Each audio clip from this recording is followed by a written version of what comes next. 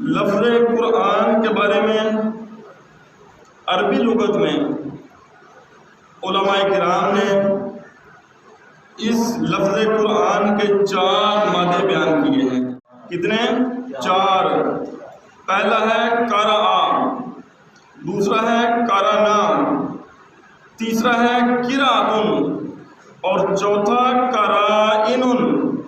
یہ ہو گئے 4، اور یہ 4 مادے ہیں لفظ قرآن کے۔ ان میں سے جو پہلا ہے قرأ، قرأ کا معنی ہوتا ہے کسی چیز کو جمع کرنا۔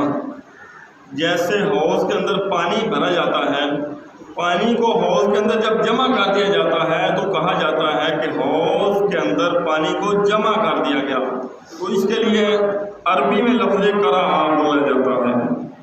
تو اب سوال یہ پیدا ہوتا ہے کہ اللہ پاک نے یہ جو قرآن کہا وہ کیوں کہہ دیا؟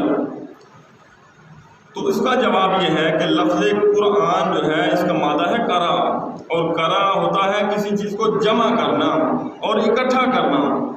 تو اللہ پاک نے اپنی اس لارب کتاب قرآن مجید میں بے شمار علوم کو جمع کر دیا۔ جو دنیا کے بارے میں ہیں چیزیں، ان کے بارے میں جو علم ہے اس کو بھی جمع کر دیا، جو آخرت کے بارے میں بھی ہے اس کو بھی جمع کر دیا، انسانوں کے بارے میں جو علوم ہیں ان کو بھی جمع کر دیا، حیوانوں کے بارے میں جو علوم ہیں ان کو بھی جمع کر دیا، اور جو شجر و حجر کے بارے میں ہیں اس کے بارے میں بھی تمام علوم کو جمع کر دیا۔ جو اس کرۂ ارضی پر، اس دنیا میں، زمین کے اوپر جتنی بھی چیزیں ہیں اور ان کے بارے میں جتنے بھی علوم ہیں، سارے کے سارے اللہ پاک نے اس پاک قرآن میں جمع کر دیے۔ پھر جو زمین کے نیچے ہیں، تحت الثری تک جتنی بھی زمینیں ہیں، نیچے 7 زمینیں ہیں کم و بیش، اور اس زمین سے نیچے جتنی بھی چیزیں ہیں اور ان کے بارے میں جتنا بھی علم ہے، سارا کا سارا اللہ پاک نے اس قرآن میں جمع کر دیا، اس لیے اس کو قرآن کہتے ہیں۔ اور فضا کے اندر، آسمانوں میں سدرۃ المنتہی، عرش اولی، تو جہاں تک آدمی کی عقل نہیں جا سکتی اس سے آگے تک کے علوم بھی اللہ پاک نے اس قرآن میں جمع کر دیے، اس لیے اس کو قرآن کہتے ہیں۔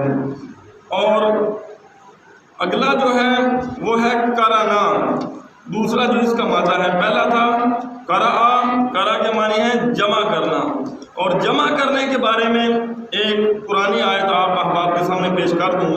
اللہ پاک نے اپنی لارب کتاب میں فرمایا وَلَا رَطْبٍ وَلَا يَابِسٍ إِلَّا فِي كِتَابٍ مُبِينٍ، کہ اس کائنات میں کوئی ایسی شے جو خشک ہے اور کوئی ایسی شے جو تر ہے، ایسی شے ہی نہیں جس کا علم اس قرآن میں موجود نہ ہو۔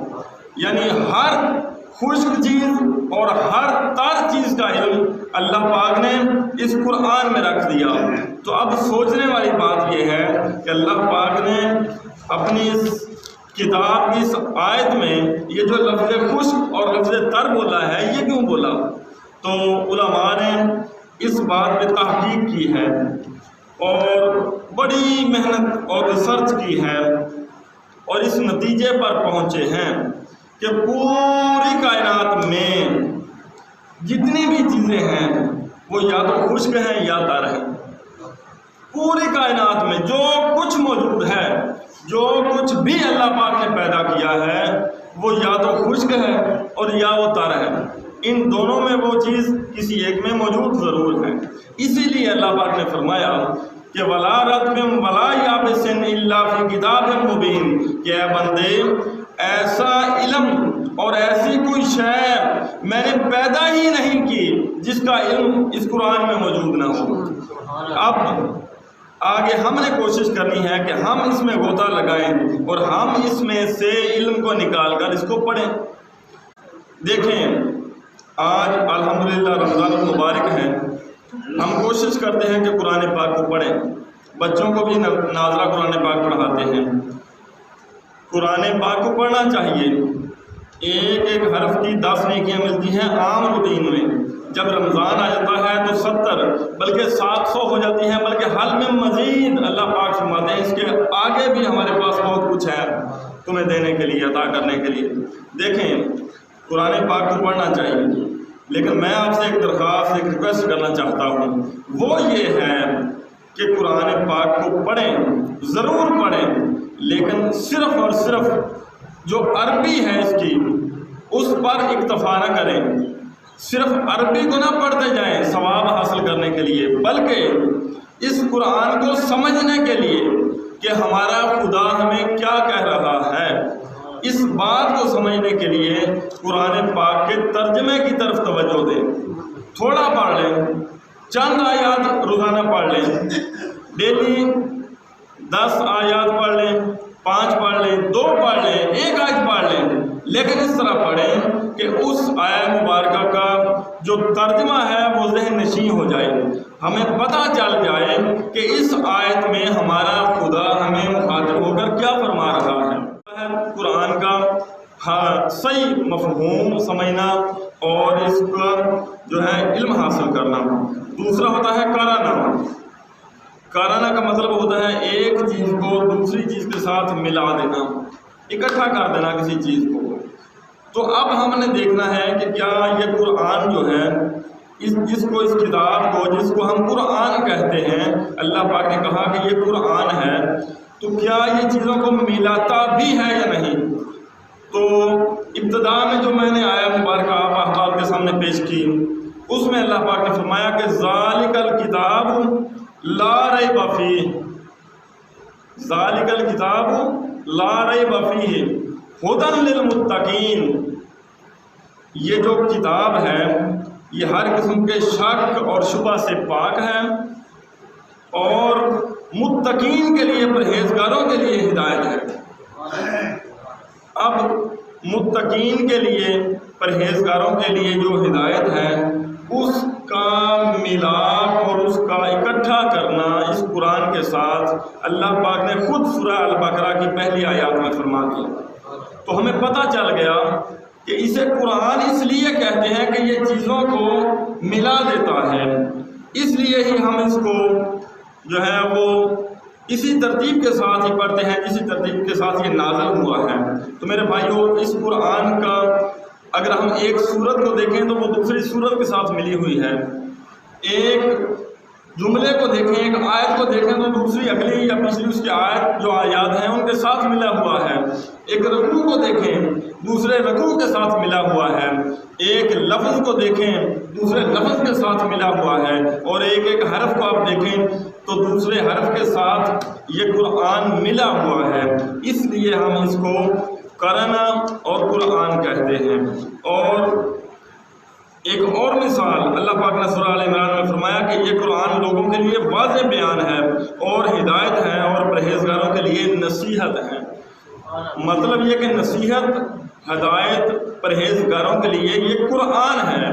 تو قرآن کا لفظ بول کر اللہ پاک نے ہدایت اور نصیحت کو ساتھ ملا دیا تاکہ ہمیں پتہ چل جائے کہ یہ ملا ہوا ہے۔ اور جو تیسرا اس کا مادہ ہے لفظ قرآن کا وہ ہے قرأۃ۔ قرأۃ کا مطلب ہوتا ہے پڑھنا، کسی بھی چیز کو ہم قاری کہتے ہیں نا، قاری کا مطلب ہوتا ہے پڑھنے والا، اور قاری قرآن اس شخص کو کہتے ہیں جو قرآن مجید کو احسن انداز کے ساتھ، بڑی سریلی اور پیاری آواز کے ساتھ اور قرآن کی ترتیب کو تنزیل کے ساتھ احسن انداز سے جو پڑھتا ہے ہم اس کو قاری کہتے ہیں۔ اور ہم یہ کہتے ہیں کہ ماشاءاللہ فلاں قاری صاحب کی جو آواز ہے یا اس کا جو انداز ہے پڑھنے کا وہ بہت کمال کا ہے۔ تو کوشش کرتے ہیں ہم کہ جب بھی کوئی پروگرام ہوتا ہے تو ہم اس کو اپنے محفل میں بلاتے ہیں، کیونکہ وہ جو قاری ہوتا ہے وہ قرآن کو پڑھتا ہے، اس لیے اسے قاری کہتے ہیں۔ اور قرآن کو قرأت اس لیے کہتے ہیں کہ پوری دنیا میں جتنی بھی کتابیں ہیں جو پڑھی جاتی ہیں ان سب میں سے جو سب سے زیادہ پڑھی جانے والی کتاب ہے وہ قرآن مجید ہے۔ پوری دنیا میں جتنی بھی کتابیں پڑھی جاتی ہیں ان سب کو اگر دیکھا جائے تو سب میں سے جو سب سے زیادہ پڑھی جانے والی کتاب ہے وہ قرآن مجید ہے۔ اس کو قرأت اور قرآن کہا جاتا ہے۔